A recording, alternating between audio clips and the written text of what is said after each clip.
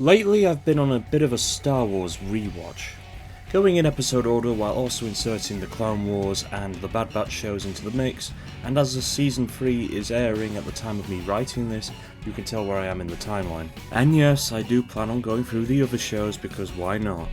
Now I'm going to let you in on a secret. I plan to do a full review over each period, but I found it a bit too overwhelming to cover so much content and ultimately decided that talking about the sequel trilogy compared to the rest would be worth more. For as mixed as the prequel trilogy was, it can't really be ignored because of how important it is, especially given all the shows lately are heavily based on it, for better or worse. Now at some point another sci-fi movie was recently released and was compared to Star Wars, and I swear to God some people claimed it was Warhammer 40k meets Star Wars. This caught my attention and even some promotional posters started popping up around my area. Then YouTube happened.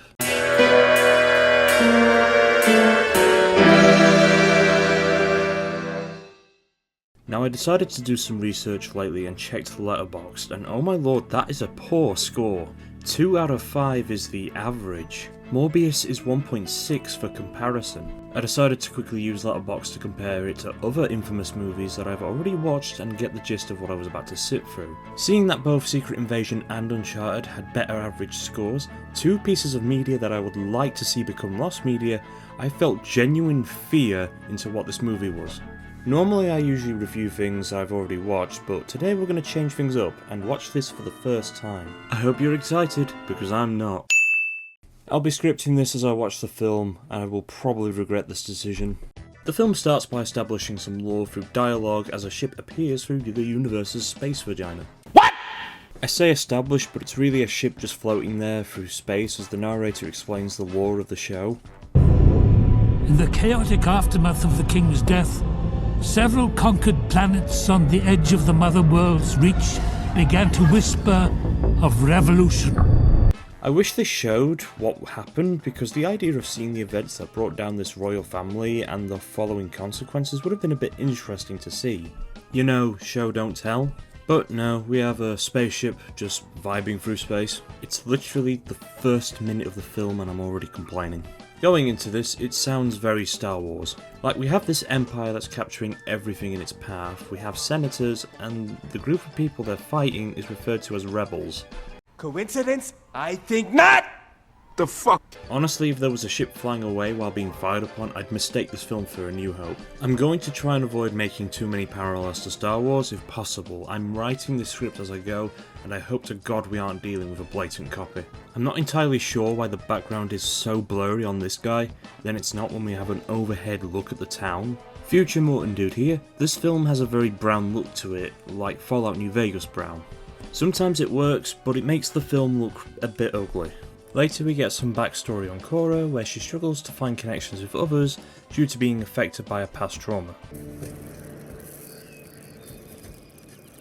I noticed you left early last night.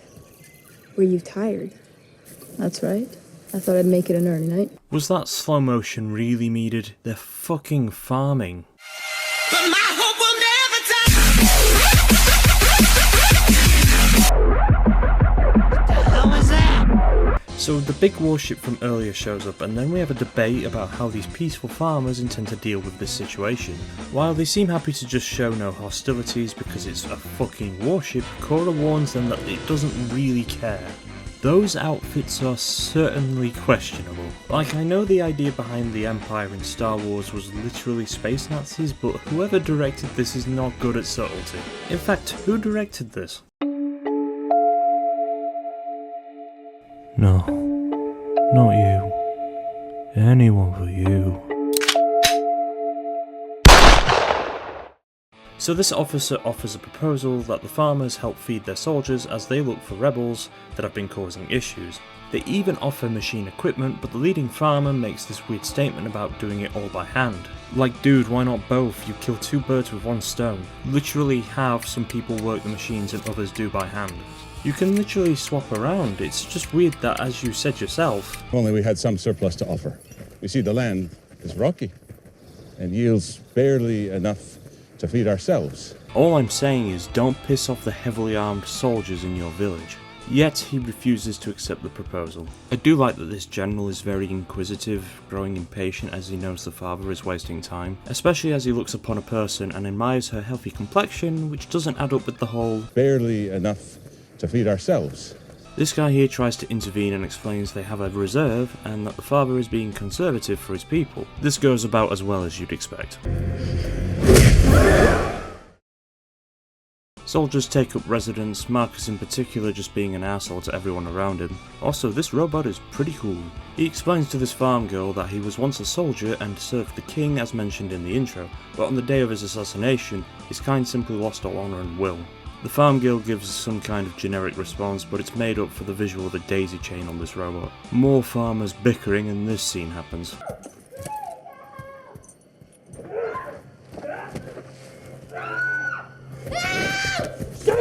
This forces Cora to intervene and the action is about average.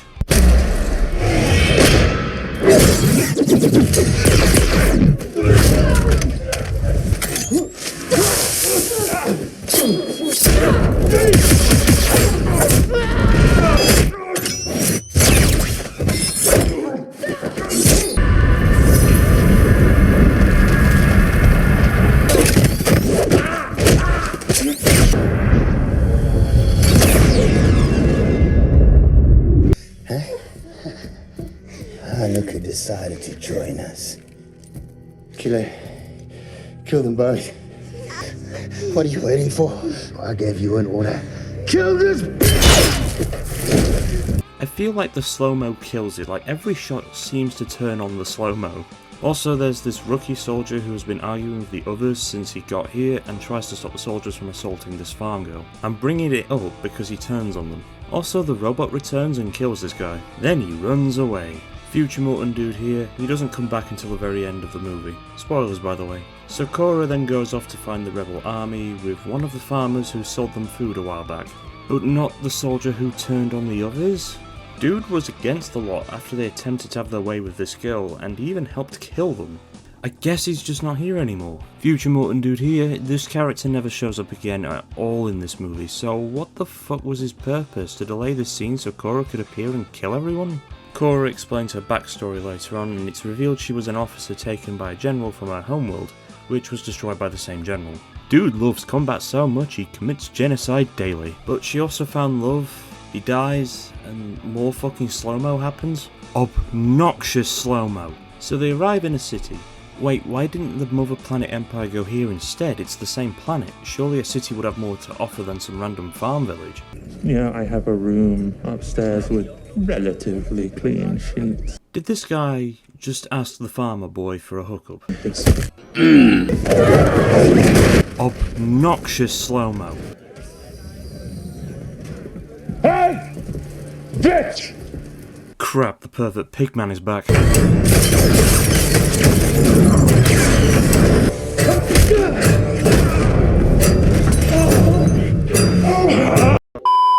So after that action scene we meet this gun for hire who takes our protagonist to the planet they need to go to find the people to fight the soldiers. That was a fucking mouthful. Blood-Axe and her brother. Blood-Axe. Why is there fucking tentacle hentai in this movie? The protagonists then meet up with a guy who can help them but needs to sort out his debt. This fellow offers a gamble saying if he can tame this creature the debt is done, but if not they all become slaves. Why this creature from Hogwarts is here I'm not sure, and it leads to an overly long scene where he rides it around and jumps around a spiky mountain. Obviously he tames the creature and impales the sleazy guy. Why though I'm not sure. The film establishes that buff guy was here to clean his debt by choice. Sleaze guy isn't really in the wrong if he's willing to work for him. You could turn around and say he was being mean to this griffin, you know, animal rights and such, but that's a weak point to stand on.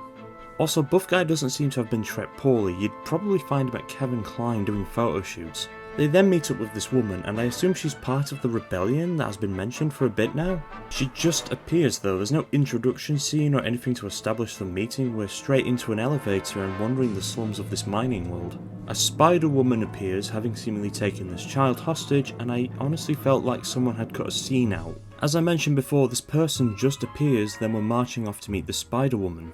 It really feels like there was a scene before all this that would have set this all up. Anyway, the spider is pissed her world has been reduced to this mining wasteland and her own children cannot survive on it. This results in the best fight so far, as the slow-mo is a lot less obnoxious as it isn't used every time someone moves their fucking arms. This Spider-Woman also looks really cool, so props to making the costumes on this movie. So earlier on, I complained about the intro not showing us the whole king stuff, but it appears that we're going to see that through flashbacks from Cora. Also, the king's daughter just healed a bird back from death? I guess magic exists in this universe as well then. This movie just appears to be throwing everything at the wall. So we arrive at the gladiator ring where Cora has been searching for Titus. Not Space Marine Titus, this Titus. Guy appears to have been brought low by surrendering in the past, which got his entire squad killed. Meanwhile, our antagonists learn more about the rebels from this guy Cora was supposed to meet back at the bar on the farm planet, but he got carried off by bounty hunters, so we finally meet the rebels. After much bickering, Big Bro makes it clear that if they don't help the farmers, what's the point of resisting? Our antagonists destroy a world exterminator style, and we have a turncoat who tricks our protagonists into an ambush. Our protagonists get captured, and for some reason our main antagonist decides to read off their entire Wikipedia bios. I forgot to mention this, but this movie struggles to explain shit, so this guy seems to be compensating for that mistake. Cora gets broken free and a massive firefight ensues. Lots of explosions go off and spoiler alert, Big Bro dies as he turns the big ship away. Cora and the antagonist get in a massive fist fight, and I really enjoyed the scene in all fairness. Bye, have a great time! Then we celebrate the farmer boy for saving everyone, and we go home like nothing happened. I say that because according to Cora, protocol dictates remaining forces retreat from the area. This feels stupid. The death of an officer should do the complete opposite. More soldiers would want to investigate, especially if the film establishes that Mother Planet is constantly expanding. Also, that robot turns up and has clearly been passing the time with a good D&D session. Then we see our antagonist commune through a machine to this guy who was responsible for making Cora into an officer and demands she is brought in alive. Yes, he survives and is revived. I mean, cool, I think he's the only character I enjoy, and he's the antagonist for God's sake. And the film comes to a close. Let's get my initial opinions of this movie out of the way. What was going on? The world building is a bit lacking, and this entire film feels like it was just getting all the protagonists together for the next part. We keep jumping location to location too much in my opinion, and I don't remember anyone's name. I even confused this woman to be this guy's sister. I like the villains. Star Wars' major issue for me lately is that a majority of the villains are just comically dealt with because family friendly. Not all of them, but even then I never sense a feeling of tension, aside from Vader himself. Finally learning his goddamn name, Atticus is a solid villain, constantly enacting brutal acts to subjugate those around him. Because he's often successful and never treated like an idiot, it made him and many parts of his faction come off as a legit threat. Some action scenes worked. That's a goddamn miracle given how much slow-mo is used. Oh, and it's better than Morbius. Dialogue is very basic. It feels like a first draft for a script, and stuff just happens because the plot demands it. This scene is straight up uncomfortable to sit through, and the worst still is that this is used to force Cora into the story. Characters just join, and some places we visit would have been cool spectacles, but just very boring and hidden in transition that you would find in a video game. They have very little character, and they all have unique clothes and appearances like it's a video game. Saying that, it does feel like I'm watching a video game. My ultimate problem is that this film is trying too hard to set up the next part. Also, fuck slow motion, this movie used it on fucking seeds of all things. God help us if this movie included sex scenes. This movie had a strong start, but completely dances around until the big climax at the end of the film. Stuff happens the movie, and I didn't skip out details, this movie is that broken. While it isn't the worst thing I've seen, I'm not sure how the next few parts will do. Zack Snyder is usually someone I don't give a damn about, and given that he's made the worst superhero movie I've ever seen, he clearly refuses to learn from his mistakes. However, I'll be as fair as possible and say that I am somewhat interested in what this world will become that he has set up. There are glimmers of hope and interest, but this film alone isn't a good start. Anyway, thank you all for watching, and I'm sorry if this review is a bit disjointed. I decided to do this first view kind of thing. Sci-fi and grimdark are interesting to me, and I decided to check out Rebel Moon to see if this film was as bad as they say, or overhated. Unfortunately, there are simply too many problems ranging from character development, poor pacing, and reliance on sequels to carry the story. Not as bad as Morbius or Uncharted, those films enrage and bore me to tears, whereas this film left me confused and kinda unsatisfied.